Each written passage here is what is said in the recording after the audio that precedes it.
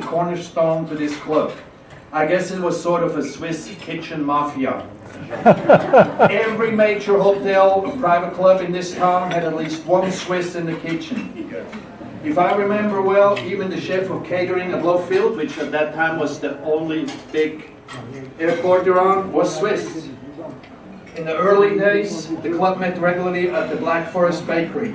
Now it's called Hank's Deli, and that's behind Half-Price Books, most people probably know. The owners of the bakery were Danny and Elvira Dreyfus, who came to Dallas in the 50s and were part of the founders of this club. They opened the bakery and graciously let the club use the locality for meetings. Danny Dreyfus served as president for 3 years, followed by Werner Vögeli.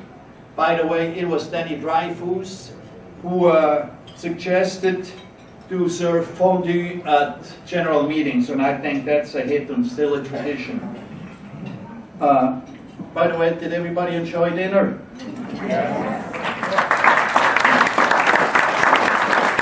Well, it's a far cry from the menu we had in 1973, because we had sausages, salad, bread and dessert.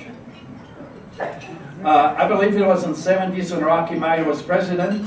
The name got changed from Swiss Club of Dallas to the Swiss Club of Dallas and North Texas to include be more inclusive for folks living outside the city. Hans Streich, who sits over there, he was president in 75 and 76, designed a wonderful new logo which is still being used today. Yes.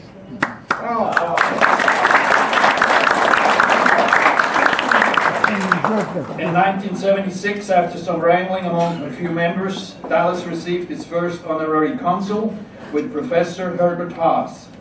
He served until his departure from SMU in '93, and now we are being represented by Gabriel Barbier Müller.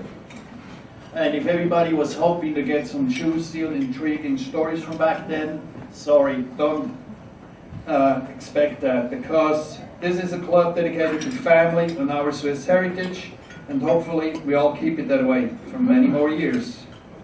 Besides, if I had any good gossip, I wouldn't tell. So, thank you all, and enjoy the rest of the evening.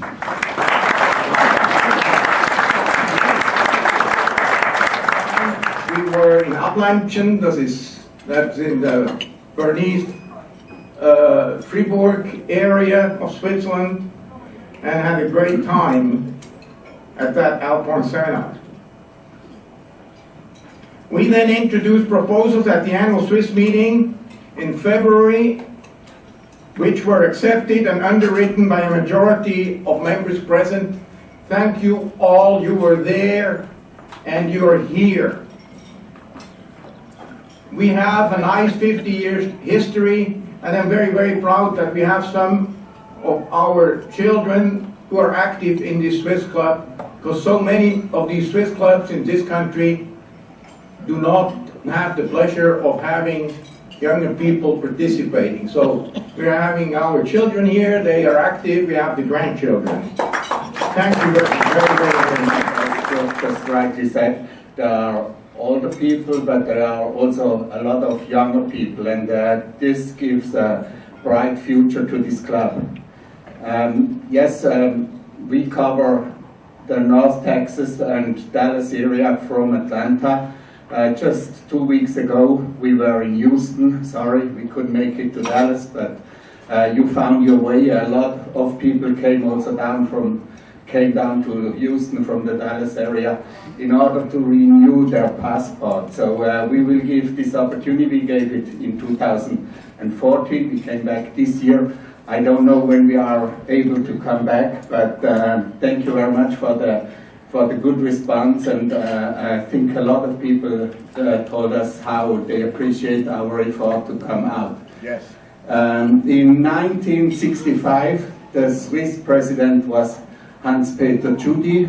In the US, you had the President Johnson. The man hadn't been on the moon then, and yeah, the women didn't vote in Switzerland. But beside this, things have changed a lot. Other things have changed less. But I just wanted to recall, there was no smartphone, there was no computer. And if I see the pictures here behind me, that was a great idea to copy a little bit in what happened the previous years. And I think you have a very good committee. We are also committed. I recall my first trip to Dallas in February 2014, sorry, a year and a half ago. I think I then assisted at the fastest General Assembly I ever seen in the world. I think it was done within 10 minutes, but I wouldn't blame our friend the president, because the fondue was waiting in the kitchen. So I think you put the priorities just the way they have to be put.